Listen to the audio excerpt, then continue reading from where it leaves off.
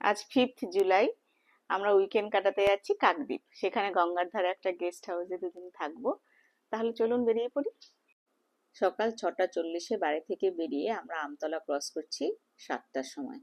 বেলা বাড়ার সাথে সাথে এখানে প্রচন্ড ট্রাফিক জ্যাম হয়, সেজন্যই বাড়ি থেকে সকাল সকাল বেরোনো।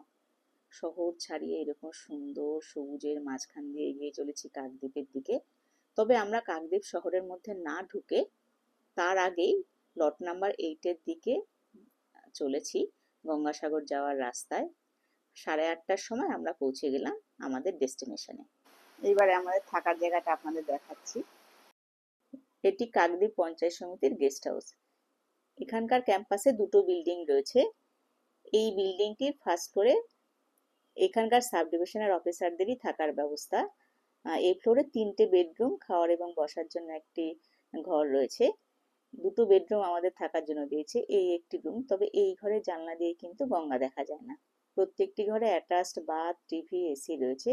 এবার আমি পাশের রুমটায় যাচ্ছি। এই যে আমার 2 মেয়ে, এই ঘরের জানলা দিয়ে গঙ্গা দেখা যায়। এরপরে আমরা খুব সুন্দর দৃশ্য উপভোগ করতে করতে চা খেলাম। চা খাওয়ার পরে পরেই আমাদের দিয়ে দিল ব্রেকফাস্ট। ব্রেকফাস্টে ছিল লুচি, আলুর তরকারি এবং ডিম সেদ্ধ। সাথে ছিল কাকদ্বীপের স্পেশাল মিষ্টি, দুধে ভেজানো, অনেকটা রসমালাইয়ের মতো খেতে, তবে একটু অন্যরকম। বেশ ভালো খেতে। ব্রেকফাস্টের পরে আমার 2 মেয়ে স্নান সেরে ঘুম লেগেছে ঘর অন্ধকার করে। এদিকে আমি আর আমার হাজব্যান্ড দেখছি এই ঘর থেকে কিরকম ঘন কালো মেঘ করেছে।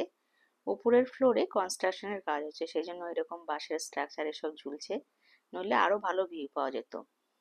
এই ক্যাম্পাসের পাশের বিল্ডিংটায় ট্যুরিস্টদের জন্য ভাড়া দেওয়া হয়। সেখানে মেলার সময় এবং সারা বছরই লোকজন আসতেই থাকে। যে যার মতো করে সময় কাটাচ্ছি আমরা। এই যে আমার মেয়ে গান করছে। এরপরেই গুছিয়ে গাছিয়ে সুন্দর করে লাঞ্চ নিয়ে এসে হাজির। আমাদের মহিলাদের এরকম সাজানো গোছানো খাবার দেখলে যে এত আনন্দ হয়। লাঞ্চের পরে 2:30টার সময় আমরা এখন গঙ্গাবক্ষে লঞ্চে করে কিছুক্ষণ ঘুরবো বলে বেরিয়েছি। আগে থেকেই অ্যারেঞ্জ করা ছিল। প্রথমে গাড়ি করে পাশের জেটি নাম্বার 4-এ এলাম। এখান থেকে শুরু হবে আমাদের যাত্রা। নদীর ওপারে কচুবেড়িয়া ঘাট, সেখান থেকে গাড়ি করে 1 ঘন্টা গেলে গঙ্গাসাগরে পৌঁছানো যায়। তবে এবারের গন্তব্য সেখানে নয় আমাদের।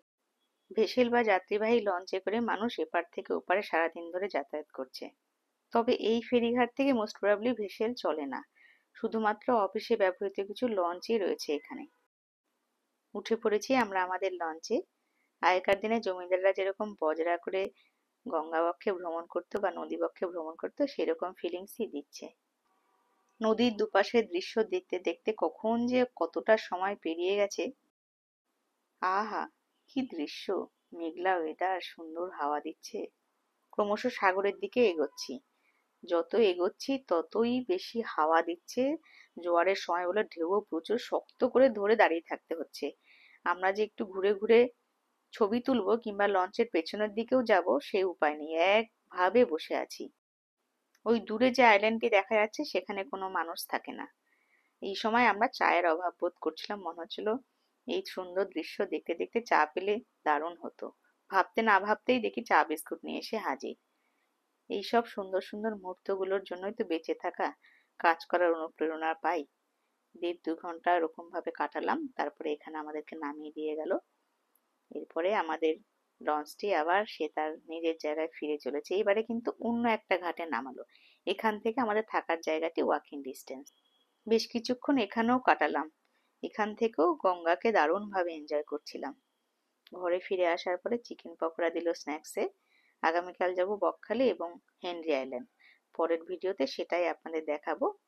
এসে গেছে আমাদের ডিনার, ভাত, রুটি এবং ফুলকপির তরকারি আর মাটন। Good night.